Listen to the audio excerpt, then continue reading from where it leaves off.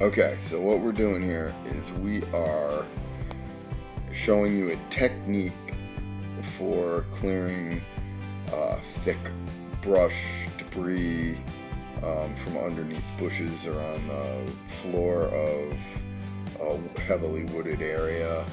I just recently removed all the trees, so there were a lot of vines and a lot of shrubs over here and things like that, so there's a lot of debris on the surface of the ground. So this is a technique that you can use with your grappling bucket to clear the stuff out instead of going in there with a landscape rake and backing into it and pulling it out and backing into it. You can do this with your bucket loader and a grapple. Now what you'll notice I'm doing is I'm using the top of the grapple and I'm dragging it along the ground. I'm being very careful not to dig it too deeply into the ground so that it doesn't run into a lot of resistance, because as you can see, the pistons are pretty well opened. There's a danger to breaking a piston if you really put too much force downward with your bucket loader and then start trying to drag back. So you got to kind of learn how to do this without putting a lot of downward force in there. You want to just kind of pull this along and skim it along the top of the ground, just like you were using a rake, a regular yard rake, an iron rake. This is a great technique. I cleared, I don't know, maybe 1,000 square feet in like 15 minutes, something like that. Went along pretty quick, so I think it worked pretty well. Alright, now I'm going to stop and listen to how this came out, and if I think anything else while I'm watching the rest of this, I'll give you a little shout.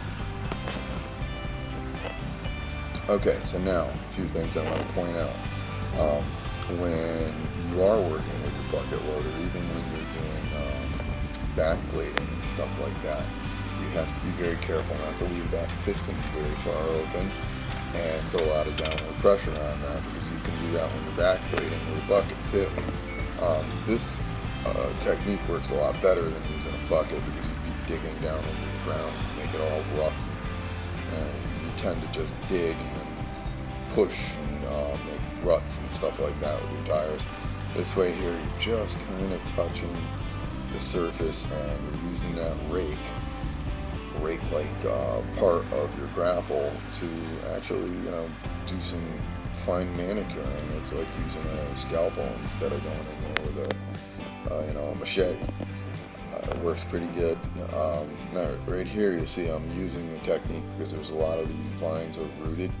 So what I'm doing is I'm loosening the roots up with the bottom of the rake. Now you can see my pistons are closed, so the pressure that I'm putting on is forward, not dragging backward. And I'm using the rake to lift up on the roots and break them out. Once I get them broken out, then I can kind of drag them back again a little bit. And like I said, this is a delicate balancing act to make sure that you're not overstressing your bucket loader. You gotta remember, these bucket loaders, they're not meant for digging. It's not really what they're meant for. They're meant for scooping and handling of materials. A lot of guys will buy a tractor and they won't get the backhoe, and they'll buy a bucket and they think they can dig stumps out with their front bucket. It's just not that way. It's not what a bucket loader is designed for. If you want something that can do that, you gotta go and get yourself a skid steer. The arms of the skid steer are rested up against the frame of the skid steer, so they can handle that kind of force.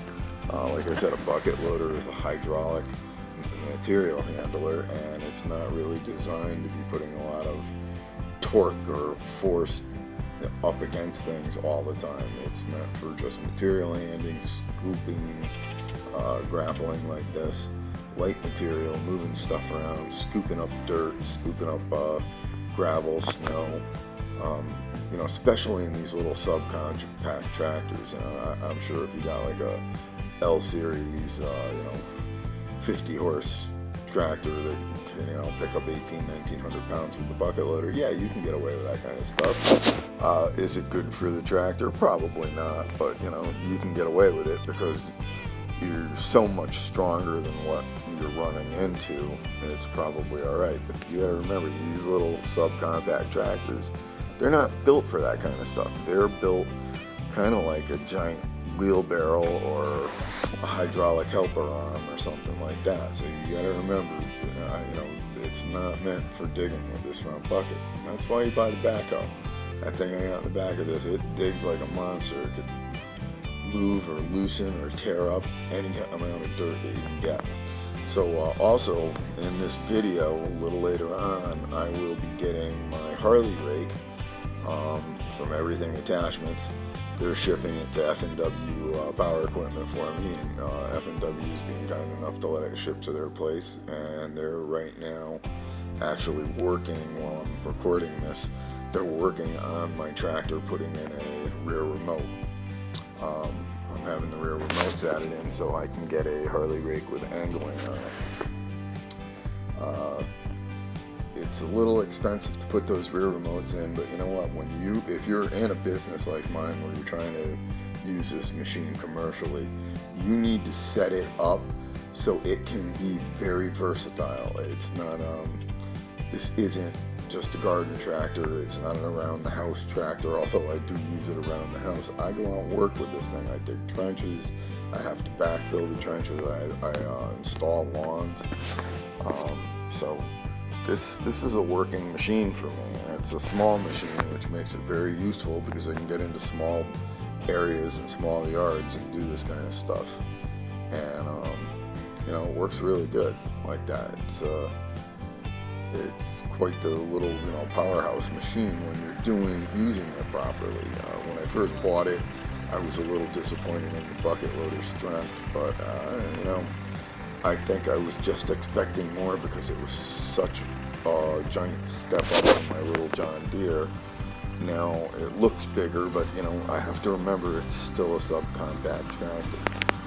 These things only lift up about 1,000 pounds maximum lift weight, and you'd be surprised how much force it takes to pull stuff up and move stuff with a bucket.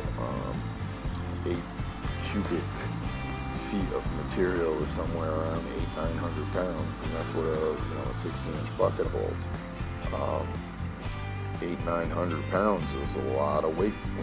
It's like a half-ton pickup truck carries 800-900 pounds, and you can pick it up with the front end of this bucket. So it is a lot of weight. But when you look at it in the scheme of things, when you're doing commercial work like this, you're like, wow, that was like one scoop, and it's really stressing out the tractor. It's not that it's stressing out the tractor. You're moving a lot of material. So it's just something you gotta learn, but you gotta learn to work the machine properly without overworking it.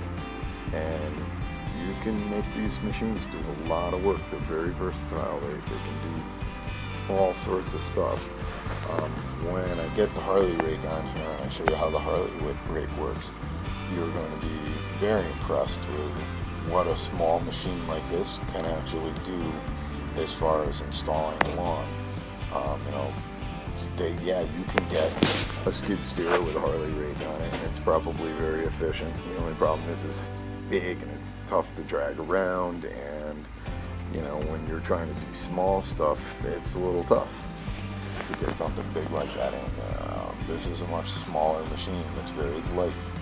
It doesn't really tear up the ground that much. I can drive over pretty much wet ground and not even leave tracks. So it's kind of a trade-off. It's still way more powerful than 5 guys. You kind of get used to what the machine can do, and then you can learn how to make it efficient in doing the projects and the jobs and the tasks that you need to do. And you can make some money with a little machine like this. I find it very useful, and it's professional. It's runs really well, starts up nice. It's a good machine.